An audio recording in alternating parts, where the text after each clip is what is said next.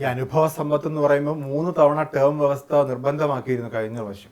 ഈ ടേം വ്യവസ്ഥ പഞ്ചായത്തിലും നിർബന്ധമാക്കി, നിയമസഭയിലും ഉണ്ടായിരുന്നു? ഇല്ല. നിയമസഭയിൽ ടേം വ്യവസ്ഥ ഇല്ല, ഇത്തവണ ഇതുവരെ ഉണ്ടായിട്ടില്ല, ഇനി ഉണ്ടാവില്ല.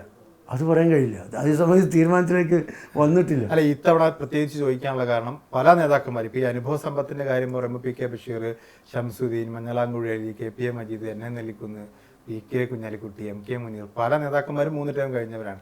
അപ്പോൾ ആ ടേം വ്യവസ്ഥ നടപ്പാക്കിയൊരു പക്ഷേ തങ്ങൾ പറഞ്ഞ പോലെ മത്സരിക്കാൻ സ്ഥാനാർത്ഥികളുണ്ടാവില്ല. അല്ല, അതിൽ ആ ചർച്ചയിലേക്ക് ടേം വ്യവസ്ഥ വേണോ അതല്ലെങ്കിൽ മറ്റെന്തെങ്കിലും പരിഗണന കൊടുക്കണോ എന്നൊക്കെ പാർട്ടിയെ സംബന്ധിച്ച് കൂടിയിരുന്ന് ആലോചിക്കും.